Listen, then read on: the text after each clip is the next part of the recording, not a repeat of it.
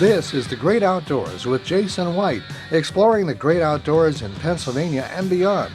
Brought to you by the Mariana Outdoorsmen Association and by Wild Acres Farm, Fishery, and Regulated Hunting Grounds. Now, The Great Outdoors with Jason White.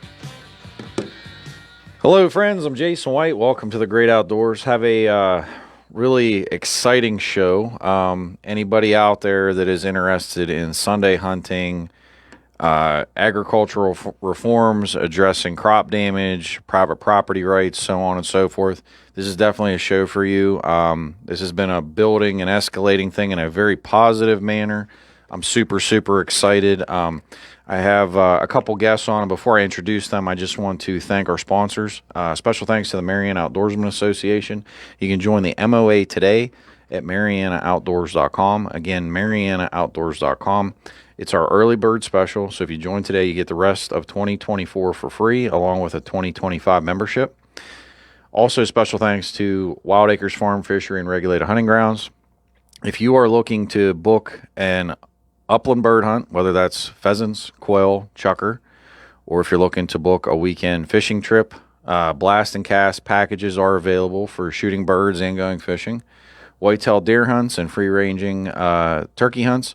All the above are available, managed and operated by 10 Mile Creek Outfitters. You can check us out at 10mileco.org. Again, the website is 10mileco.org, or give us a call at 724-579-0924. And for all those out there, please visit beautiful Pennsylvania. That being said, we're going to dive in today. Senate Bill 67, on the last episode, we had the opportunity to really dive into this and to talk about a lot of the logistics of it. And today I'm really given the opportunity to have two amazing guests on, Mitchell Keurig of the Pennsylvania Farm Bureau and Dan Sneath of Hunter Nation. Good morning, fellas, and thank you so much for coming on today. Good morning. Hi, Jason. Thanks for having me. Dan. Thank you, guys. So Mitchell's with the Farm Bureau, and Dan is with Hunter Nation. Dan, would you like to go ahead? I'll have you introduce yourself first and let the listeners know who you are, who is Hunter Nation, give a little bit of your background, and then I'll go over to Mitchell. Sure. My name is Dan Sneath. I'm the Central Regional Director for Pennsylvania for Hunter Nation. The Hunter Nation is a national organization run by Keith Marcus, the president. Ted Nugent's our biggest celebrity star.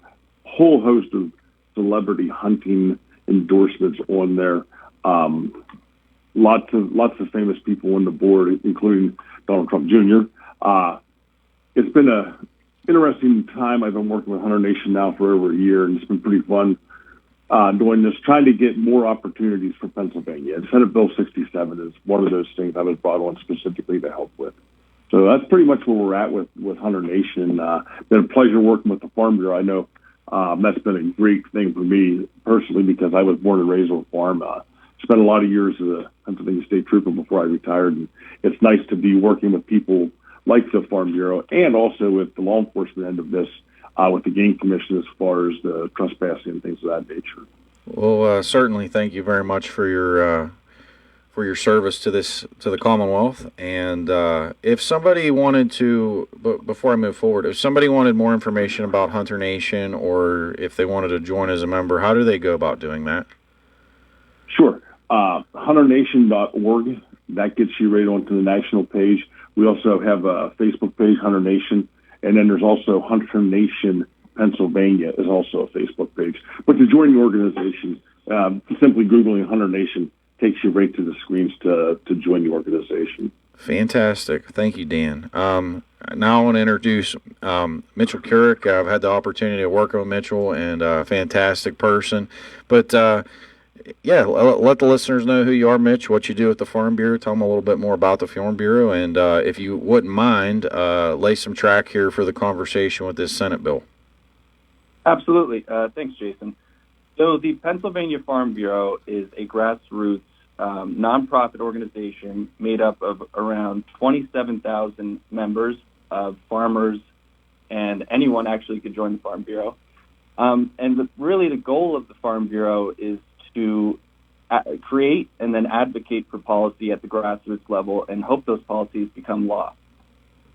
So my role here at the Farm Bureau is the state and local affairs specialist. I deal with all of our state issues, and particularly one of the biggest issues I've been working on has been Senate Bill 67, which is crop damage. Trying to mitigate some of that and trying to eliminate some of the herd size here in Pennsylvania. So before we get into the details, I'd just like to start off by saying I've only been in the role for almost 5 months now, and I've had the pleasure to travel across the state of Pennsylvania, and one thing is a constant: crop damage is everywhere. So this legislation is a step in the right direction, and I can't express enough just how badly the farmers need this legislation to get passed, just to begin to take this initial steps to mitigate the herd size in Pennsylvania. I want to interject real quickly. Duda's Farm in Fayette County, for any of the listeners out there, I know that they've publicly been extremely vocal here in southwestern Pennsylvania about crop damages. I just saw some pretty devastating news that they've been going through bankruptcy. I don't want to say it's 100% related to crop damage, but it sounds like it's been a huge driving force, and it sounds like they just made a public statement last night on social media that they're going to have to drastically cut back and scale back their business. So that is sad for not only Fayette County but our region. And I cannot stress enough what Mitchell's saying about crop damage. It's certainly something that we all need to be mindful of, because there are people out there that this is their livelihood. Obviously, there's a lot of people that it's their second and even third income or even a hobby, but clearly better management of wildlife and obviously doing a good job with conservation is critical. And I can attest to this. There's nobody out there that is trying to, how do I want to say this, negatively impact herds or to do anything to ruin hunting or fishing in the state of Pennsylvania. This is simply, pinpoint, I would say conservation management is what we're trying to do. So that way we can all coexist and cohabitate with wildlife. And, I think that's just this crop damage piece is so critically needed for sure. I want to, if you don't mind, fellas, Dan, I know obviously you're more directly connected with the hunting community. You want to dive into obviously, how this can benefit children, how this can benefit, I would say, the economy, how this is great for, I would say, hunters working with farmers. You want to dive into some of those positive benefits of what's going on? Sure.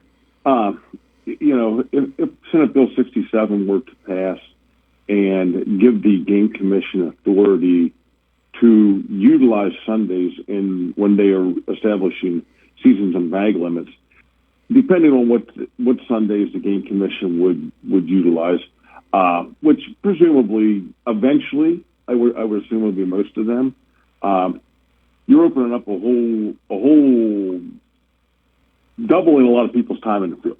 A lot of people working Monday through Friday, not having the time to get off, other obligations, kids' sports on Saturdays. That Sunday will be so beneficial to people to be able to get time out in the woods and to be able to spend time with their families on Sunday as they see fit. Not saying anything wrong with folks going to church, but I know a lot of folks that go to church and they'd love to be able to get home from church at noon on Sunday and go out and spend the evening with their kids, go a little bit of hunting. Definitely a benefit to families that way, just giving that extra time so that people are able to manage their time as best fits their particular schedule. As far as economic goes, you hear a lot of people that travel out of state to hunt. I do it myself. I go to New York goose hunting, and it would be great to be able to have that opportunity here in Pennsylvania to have the Sunday hunting. We probably start bringing in more out-of-staters who, okay, I can now come to Pennsylvania and hunt Friday or Saturday and Sunday, not just have Saturday on a weekend to hunt. So it logically would seem that people would be more willing to come to Pennsylvania or travel to other parts of Pennsylvania and spend money, which would help the economy in some of the some of the areas that are smaller, such as the northern tier. So that's definitely a positive benefit from Sunday hunting, where we can just get those opportunities for people. And that's one of the big things Hunter Nation's about, is providing opportunities for folks. And I can attest to from experience is that when I've dealt from a guide service, when people have reached out to me, they want to come here. Currently, Pennsylvania has 3 Sundays that is allowed. And correct me if I'm wrong, guys, but I'm pretty sure that we're the only state that is the case. But people want to come here whenever they can have a full weekend to enjoy the outdoors. They don't want to just come here for a day. And they don't, even if they come here, let's say like Friday through Monday, they don't want to have to take a day off with Sunday to not be allowed to be able to hunt. So I firmly believe that this would definitely bolster travel and tourism dollars, whether that's hotels, whether that's people that want to experience and do things even like I do. Like if farmers want to open up and say, hey, I'm going to offer hunts as extra means of income or resources for people, because Pennsylvania has some amazing wildlife, not just whitetails. We have some amazing wildlife in general for people to enjoy. So I firmly think that there's an immense opportunity economically for the state. And I also, we were talking, to circle back really quickly on the crop damage. Mitchell, you gave me some numbers here. You want to hit on those negative impacts by, I would say, some of the losses. I was reading some of the numbers you provided. They're pretty staggering if you want to share those. Yeah, do you mind if I circle back on something you said there real quick? Yeah, good. About there are 2 other states that do prohibit Sunday hunting as completely, from what I understand. They would be Maine and Massachusetts.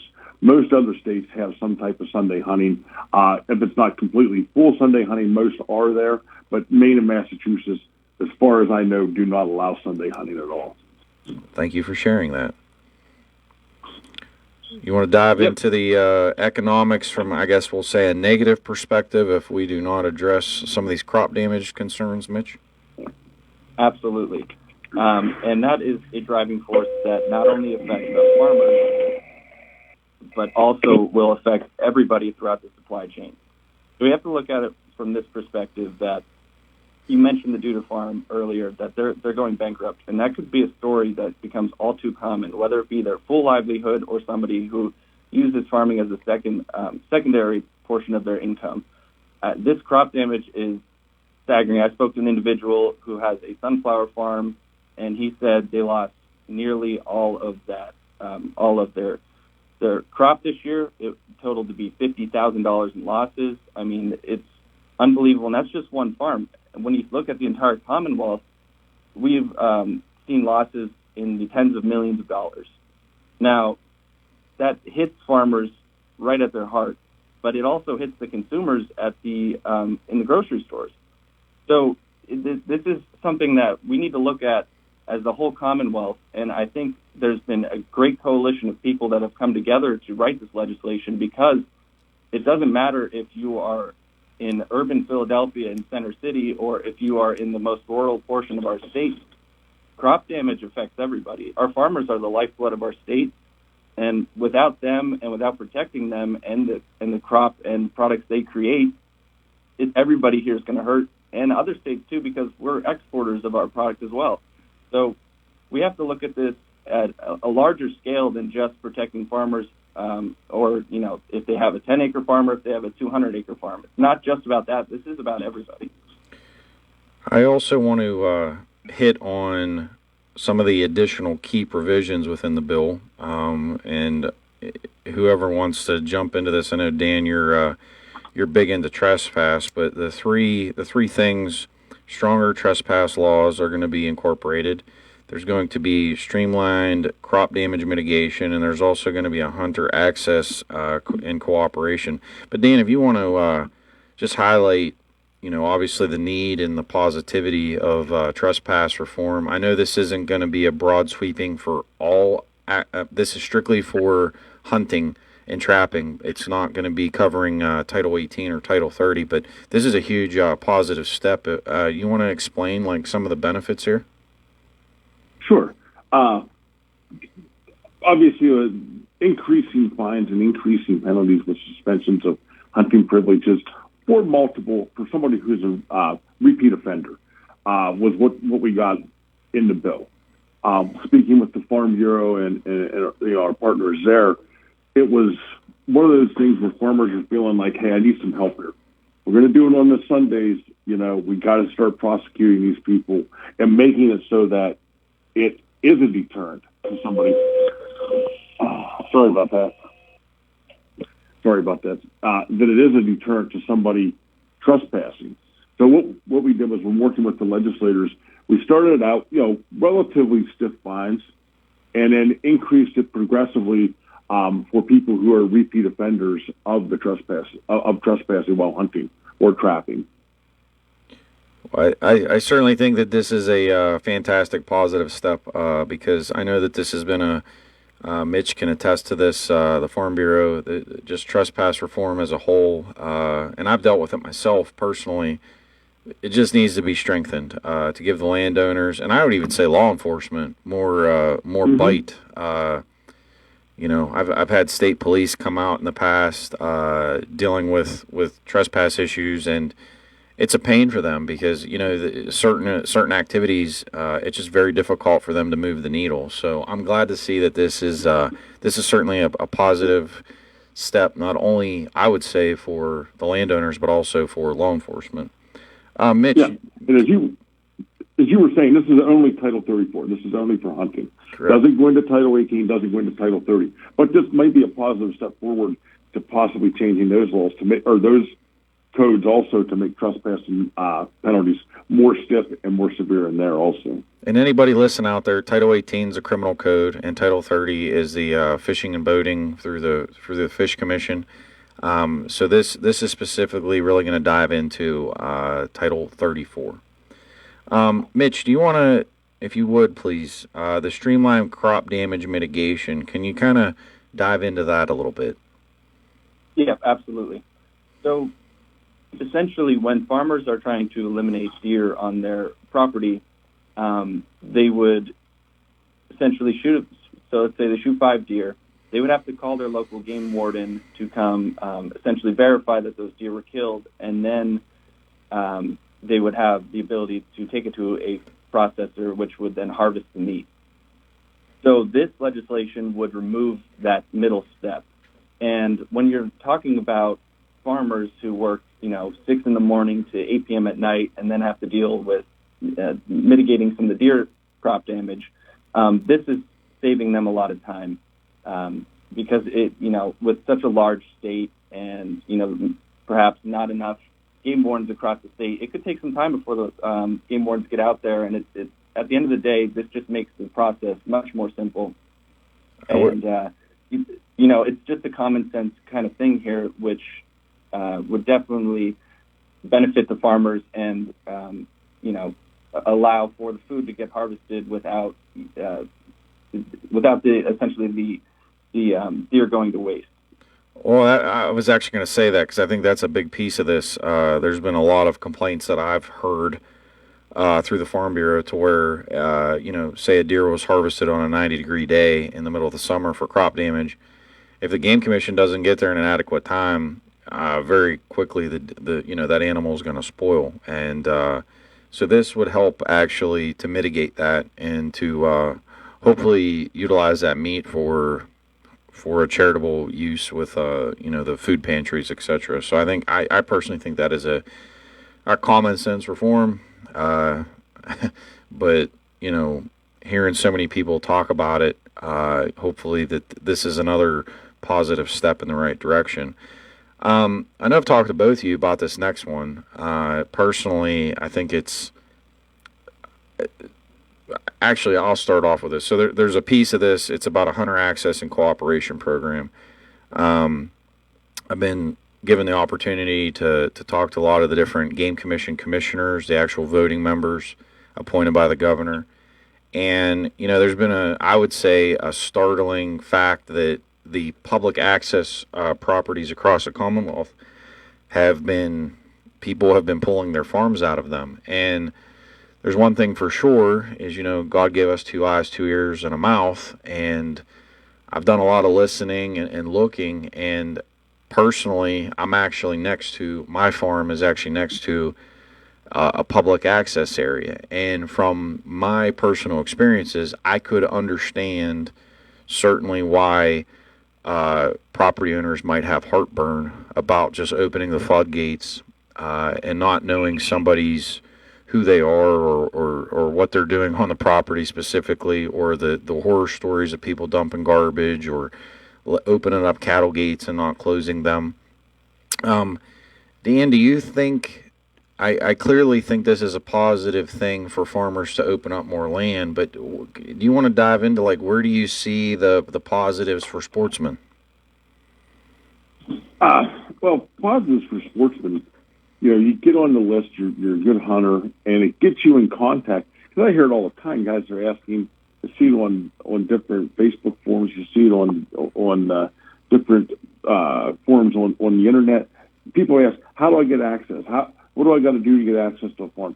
Well, this would be a great way now to get a guy who maybe isn't from a particular area, doesn't have the contacts that, say, I do here where I live at, and gets with the Game Commission, says, I'd like to be on this list. It's a voluntary list. And they have my name on there so that a farmer could get a hold of me and say, hey, you're on the list. How would you like to come hunt my farm? Here's the parameters for what I expect. And it's just going to get that connection back with hunters and farmers.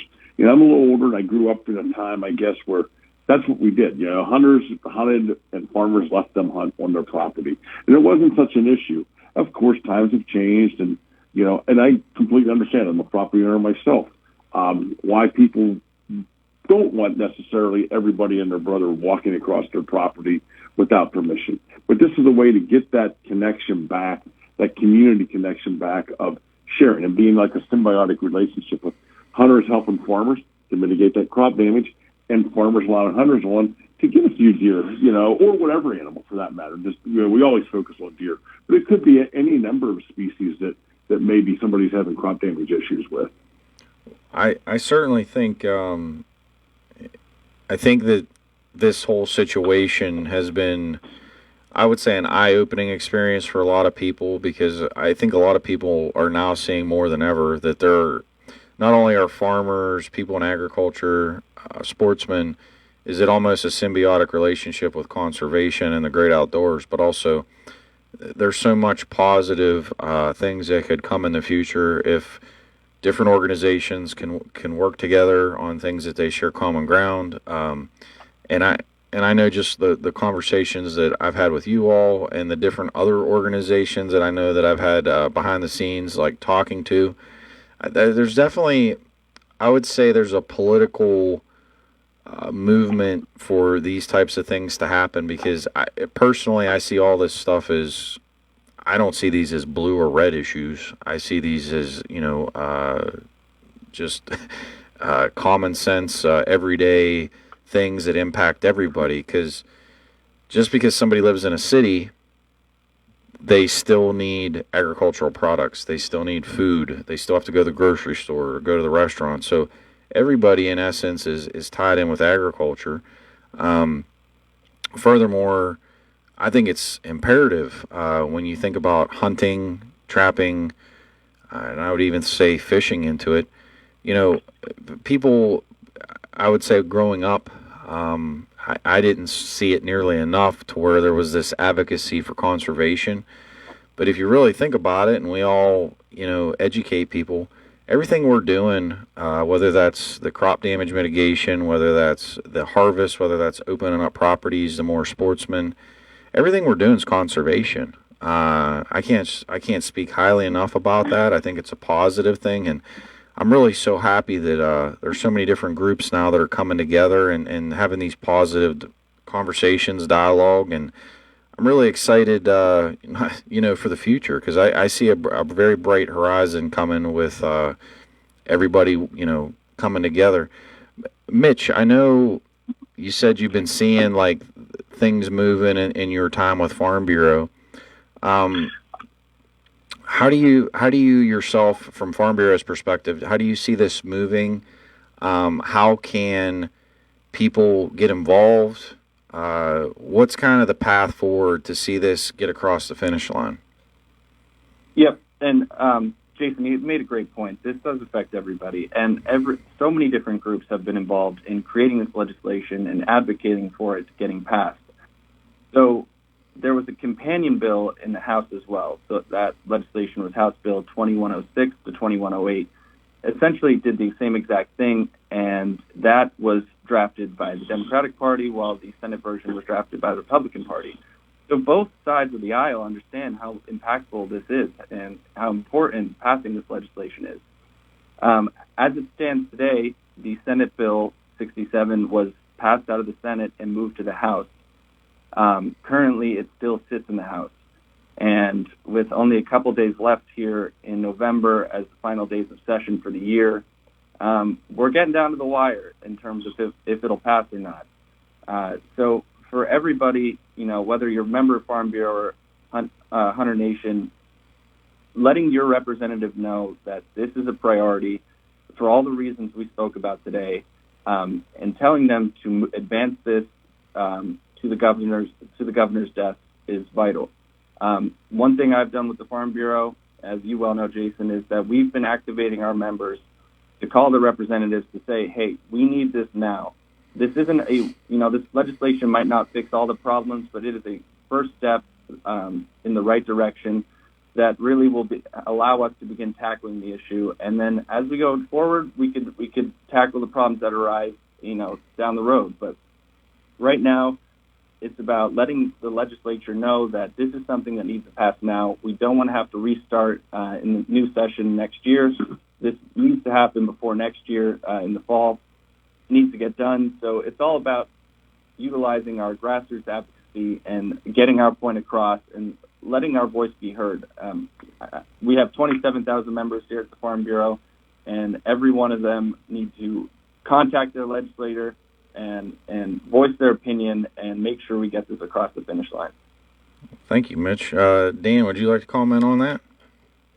Sure. On Mitch's note there, as he can attest to here, Senate Bill 67 is sitting at the launching pad over in the House right now. It's a vote in the appropriations and a floor vote, which we seem to have the support, as Mitch pointed out. 2106, 2107, 2108 passed the House pretty easily back in June and got over to the Senate, and we're working 67 through the Senate. Then it got over to the House. It is at the launching pad. The whole procedural issues with getting things done are down to it can be done in a couple hours with the appropriate push by leadership and by the members of the House to get it voted on and get it to the governor's desk, which would be great. Again, Hunter Nation and every hunting organization out there that I've spoken to, it's mostly people want this, and in order to get it done, like Mitch is pointing out there, start calling those representatives, call House leadership, call Senate leadership, call your senator, push to get this done. Be nice about it. Explain to them why this benefits you from a hunting perspective, from a farming perspective. And it really will be good if we can get it done now, because if we don't, like Mitch said, we're going to have to start the whole process over again once the new session starts with the legislators. And to the point about starting all over again, I can attest. I've been personally involved with the Wildlife and Fisheries Committee now for going on 2 years with the Pennsylvania Farm Bureau. I would say for about 9 months, there was a lot of many conversations, dialogue back and forth with members about Sunday hunting. And what I learned by listening and hearing people's concerns, their plights, etc., that had nothing to do with Sunday hunting. It was about all these other issues that they felt continued to be ignored. Farmers just felt like they're being used as a political prop too many times, and that their actual needs and concerns continue to go ignored. So I just want everybody to know that's listening, for 73 years, the Pennsylvania Farm Bureau had basically never supported Sunday hunting. I would say that our Wildlife and Fisheries Committee internally, by listening and hearing the concerns of folks, it was a huge stepping stone for us to not only get it as a vote in front of the entire Farm Bureau at our annual convention, but it passed it was approximately 70-30. So, by people willing to work together and most importantly, listen to each other, that was a huge stepping stone, because once that happened, that got the wheels moving with the legislature, because they didn't even want to touch it. I had talked to, I don't even know how many state reps in the past, and Sunday hunting wasn't even something they wanted to touch until the Farm Bureau was supportive. So I was really, thankful that the farmers came to the middle and were willing to bend on the issue. And now I'm really appreciative and thankful that these different groups across the whole state are seeing that, we can all work together. People need to, have not only working relationships, but build friendships, listen to each other, hear each other. It's not all about one organization getting their way. That's not it at all. Certainly, as Mitchell said earlier, this is advocating for the grassroots efforts that the Farm Bureau is trying to bring forth, and I think that we're there. I know I had talked about it on past episodes, and I know there were a lot of politics in play. Obviously, this calendar year and that this session. Now that the election's over, I think that it also presents a positive opportunity, because I think some of the things that were in play there, I would think those pages have turned. So I think that even that, I hope, has settled. So to the point of both of you all, certainly I appreciate the call to action that you guys are presenting with your own memberships, and I'm going to be interested to see where things kind of go. Dan, can you kind of lay the groundwork for people so they can better understand? You mentioned about appropriation. So this bill came out of the Senate, just to give people a little civics of how this all happened. Where did the bill originate? Where's it at currently? And kind of the process for it to officially pass. Sure. This particular bill we're talking about, Senate Bill 67, was introduced in the Senate in the House Game and Fisheries Committee. Senator Laughlin from Erie is the prime sponsor of it. It has bipartisan support. So it comes up to the House or the Senate Game and Fisheries Committee and was up for a vote there, passes through that committee, goes to the House floor, or the Senate floor, makes it through the three different considerations in the Senate, and is then passed out of the Senate over to the House. Once it gets to the House, it was sitting in the House Game and Fisheries Committee, where, again, it was passed out of that committee, goes to the House. Then there are three different considerations that have to occur with the bill, where it's first basically shown to the members saying, hey, this is out there. Are there any issues with it? They vote on that, goes to what they call second consideration, which had already happened in the Senate. Once it passed second consideration, and it has passed second consideration, then it goes to the Appropriations Committee. This has already happened in the Senate, so all we have is now the House. Once it gets to Appropriations Committee, they study the bill, make sure any effects it could have on state, funding and things of that nature. Once it passes out of the House Appropriations Committee now, it would go back to the House floor for a full vote. And then if it passes from there, if there are any amendments to the bill that need to be addressed that happened in the House, it needs to go back to the Senate for approval over there for concurrence. But then it goes on to the governor's office for hopefully his signature. Well, I wanted everybody to kind of see, this has been years in the making of relationships, of conversations, of listening to people, to where somebody actually ultimately started legislation out of a committee of one chamber, got it out of that committee, got it through the floor, now it's over into the House, and you're kind of seeing the last pieces and parts. Mitch, I want to circle back to you, because now we're at the point where, those that listen to my past couple episodes and those that have been aware and watching social media and watching, obviously, the different things online, people realize that there's a lot of support out there for this. It's kind of been held up a little bit. Obviously, this election was kind of like center stage.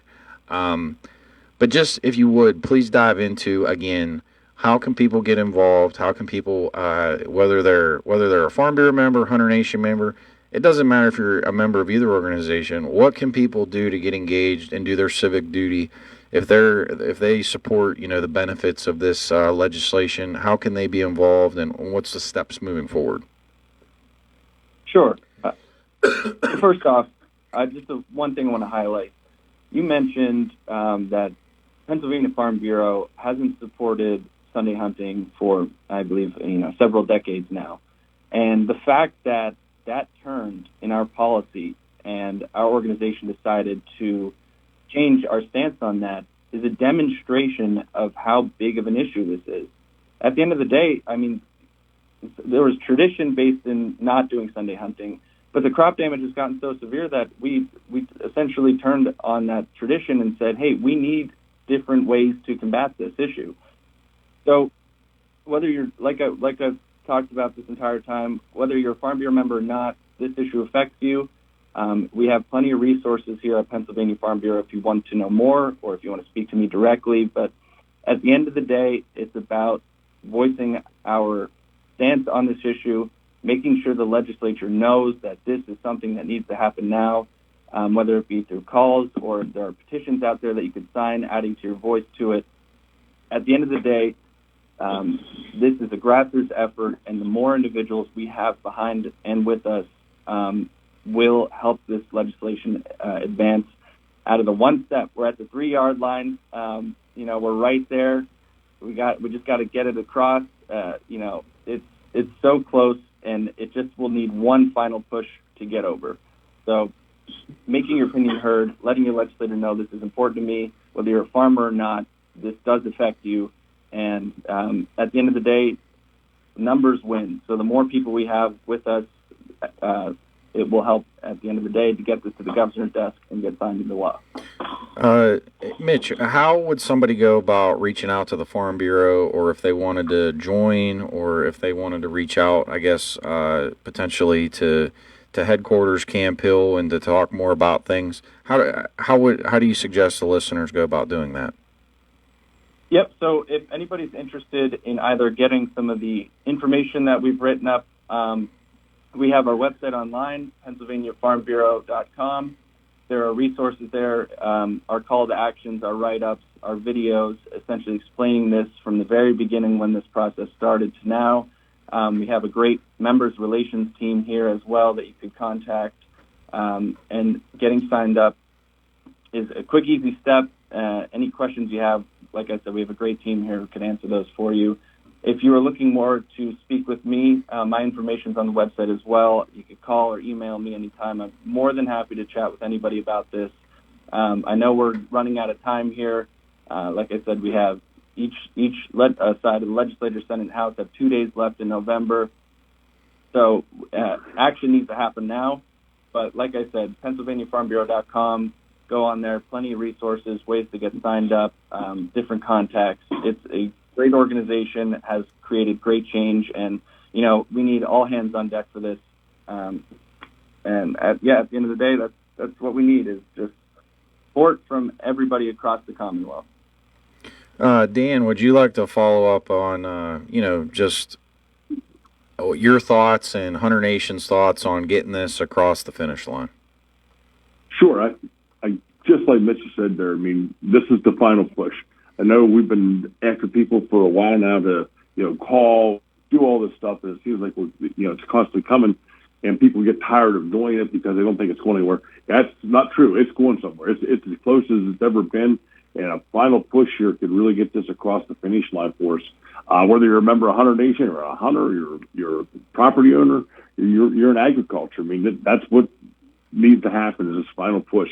And I would also note on something you guys have mentioned, both of you mentioned, and that's not working on this. I can tell you right now, I've been in so many meetings back whenever we were all first starting getting the legislation written. It was painstakingly done.